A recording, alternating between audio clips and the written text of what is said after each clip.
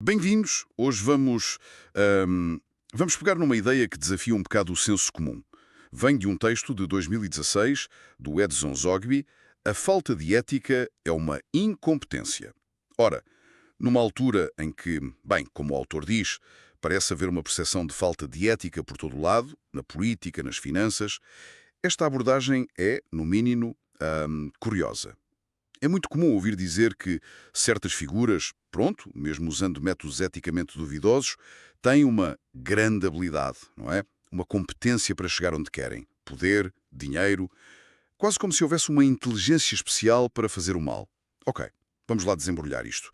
A nossa ideia aqui é investigar a fundo esta proposta do Zogby. Será que essa suposta habilidade é, afinal, uma falha? Uma incompetência mesmo? Confesso que, assim à primeira vista, a ideia parece ir contra o que a gente vê, não é? Vemos pessoas sem escrúpulos, que parecem ter sucesso, pelo menos a curto prazo. Pensamos logo em astúcia, em estratégia, mesmo que seja uma estratégia perversa. Agora, a noção de que isso seja, na sua raiz, uma falta de capacidade, bem, isso sim merece uma análise mais cuidada. Exatamente. E o ponto de partida do Zogby é mesmo essa percepção comum que mencionou. Ele repara que descrevemos muitas vezes políticos ou financeiros sem escrúpulos como tendo uma inteligência e ou habilidade virada para o mal. Usamos a palavra competência, mesmo que com essa nota negativa. E qual é o problema disso, segundo ele? Não estamos só a descrever o que acontece, a forma como essas pessoas agem? Olha, o que é fascinante aqui, é o ponto central do alerta do Zogby, é o perigo que está nessa linguagem. Ao usarmos o rótulo de competência, mesmo dizendo para o mal, corremos o risco de alguma forma, legitimar ou pelo menos normalizar essas ações. Sem querer, transformarmos aquilo que ele considera defeitos graves em algo que soa perigosamente a uma qualidade, a uma aptidão. Defeitos graves é uma afirmação, epá, forte. Sim, é verdade, mas ele justifica de forma muito clara. Considera os defeitos graves porque, como ele sublinha, estas condutas sempre acabam prejudicando outras pessoas, povos, etc. Não é uma ferramenta neutra que se usa para o bem ou para o mal. No contexto que ele analisa, estamos a falar de grandes esquemas financeiros, corrupção, política, a ação antiética é, por natureza, destrutiva. Portanto, chamar-lhe competência não é só errado, é perigoso, mas cara à sua natureza prejudicial e falhada, no fundo. É um defeito de caráter, de atuação, que causa dano real. Ok. Percebo a crítica à linguagem, à percepção que temos. Mas então, como é que ele dá a volta ao argumento? Como é que ele chega à conclusão de que a falta de ética é mesmo incompetência? Aqui é onde fica realmente interessante. Ele não diz apenas que não devemos chamar competência ao que é mau. Não, ele vai mais longe.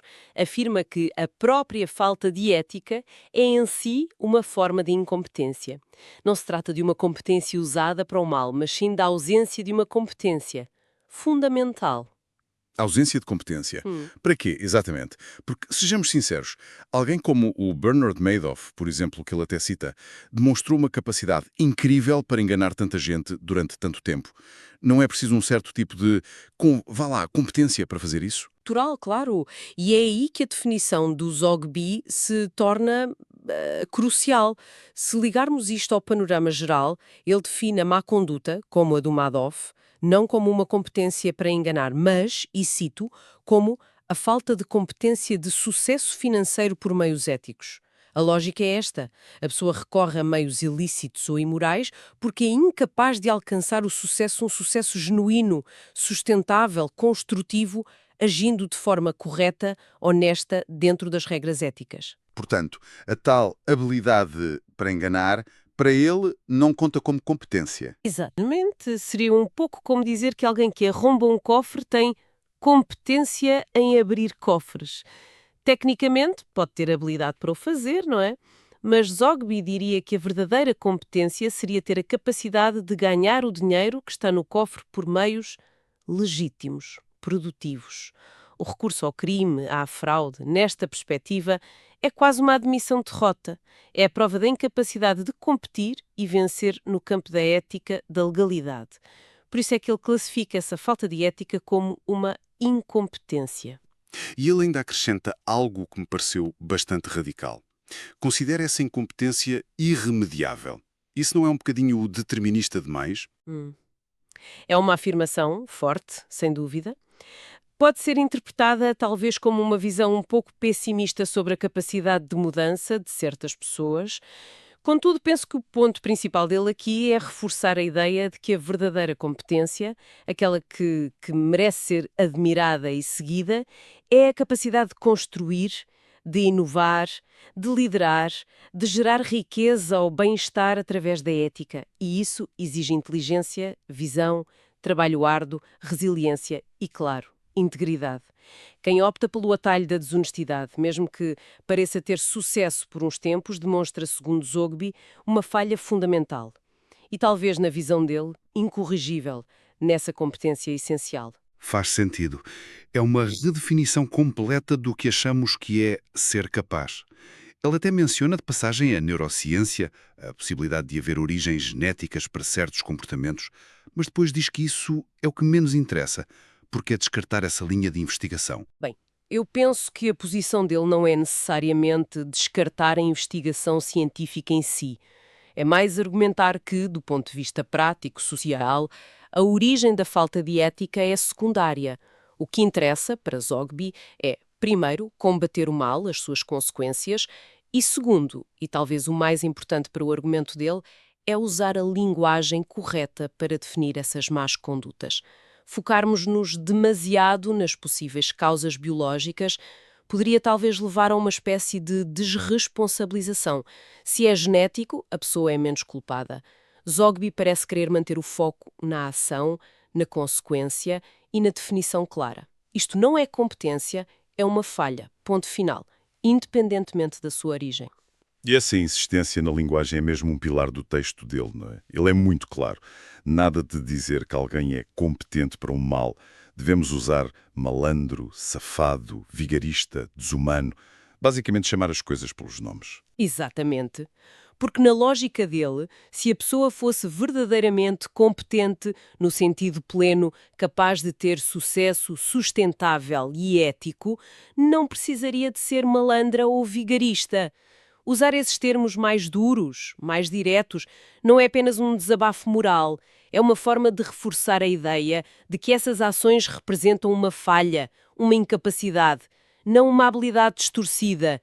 E é aqui que os exemplos que ele usa, o Madoff e o Steve Jobs, se tornam particularmente relevantes, embora ele os trate de forma muito breve. Sim, essa comparação pareceu-me interessante, mas de facto pouco explorada no texto original.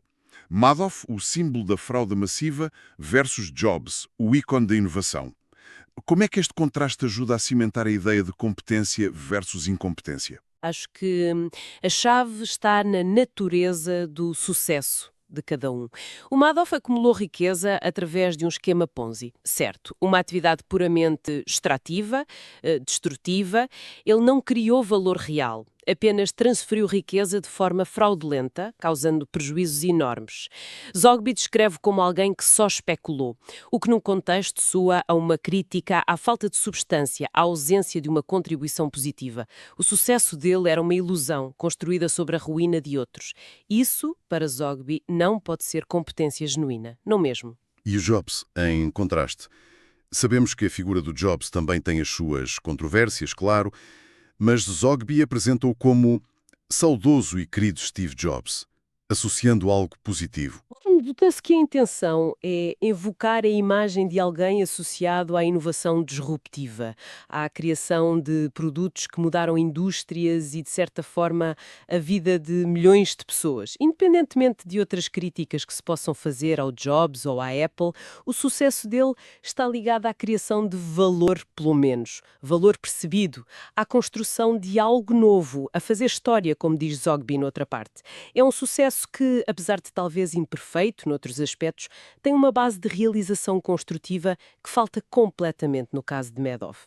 É este contraste entre criar valor, mesmo que com falhas éticas noutros níveis, que Zogby aqui não aborda, e simplesmente extrair ou destruir valor, que ilustra a diferença entre o que ele considera competência ligada à ética, à construção, e incompetência manifestada na falta de ética e na destruição. Alcançado idealmente por meios éticos, enquanto a incompetência se revela na incapacidade de o fazer e por isso recorre-se a meios destrutivos ou parasitários. Mas Zogby também admite que o caminho ético dá muito trabalho.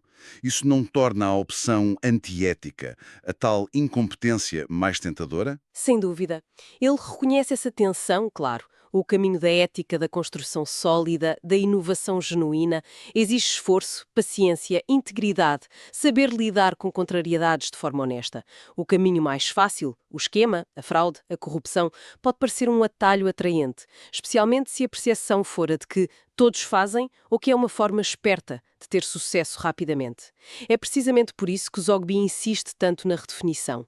Se conseguirmos interiorizar que esse atalho não é esperteza, mas sim uma prova de incapacidade fundamental, talvez o seu apelo diminua. Quase como uma espécie de vacina conceptual contra a tentação. Talvez seja uma boa forma de ver. Se a sociedade começar de forma consistente a ver e a rotular a falta de ética, não como uma habilidade obscura, mas como uma falta de capacidade, isso pode mudar a equação de risco-recompensa percebida. Quem é que quer ser visto como fundamentalmente incompetente, mesmo que temporariamente rico ou poderoso? A ideia do Zogby é que o dinheiro fácil obtido de forma ilícita ou imoral não constrói um legado, não faz história de forma positiva. A verdadeira marca no mundo, a verdadeira competência histórica exige mais, exige ética. Isto levanta uma questão importante então para quem nos ouve. Se adotarmos esta lente do Zogby, como é que isso muda a forma como olhamos para figuras públicas, para líderes empresariais, para o próprio conceito de sucesso?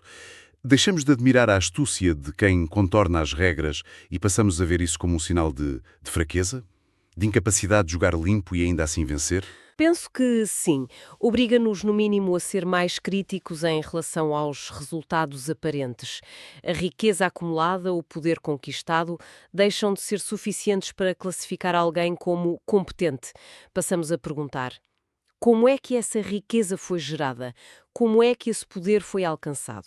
Se os métodos foram antiéticos, a conclusão, segundo Zogby, não é ele foi competente a ser mau, mas sim ele foi incompetente a ser bom. Ou seja, incapaz de alcançar os seus objetivos dentro de um quadro ético e construtivo. Muda radicalmente a avaliação. A admiração pela esperteza saloia ou pela habilidade de manobrar nos limites da lei ou para lá deles transforma-se no reconhecimento de uma falha. É uma mudança de perspectiva poderosa, de facto. Deixa de ser apenas uma questão de condenação moral, isto é errado, e passa a ser também uma questão de avaliação de capacidade.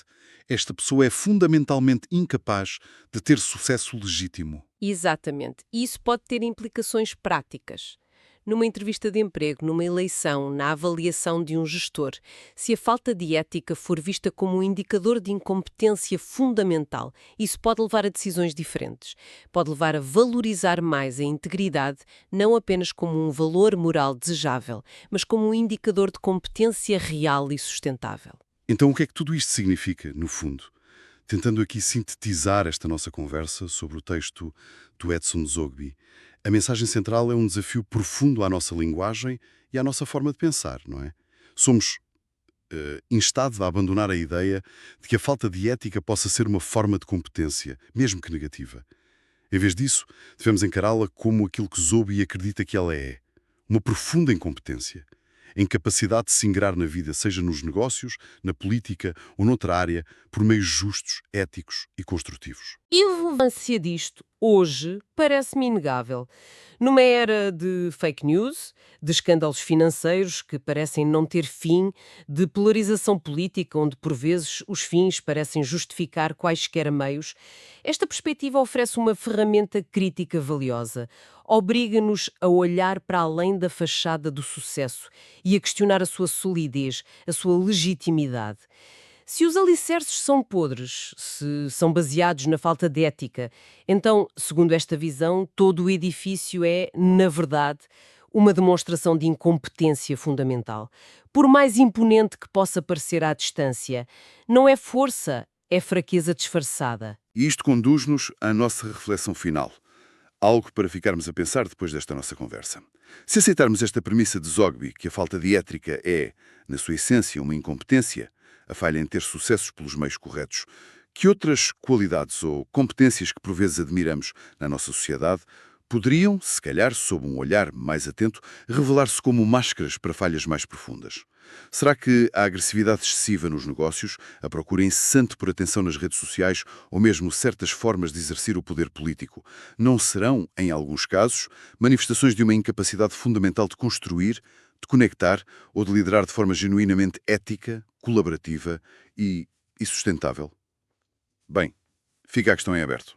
Agradecemos a companhia nesta análise mais aprofundada.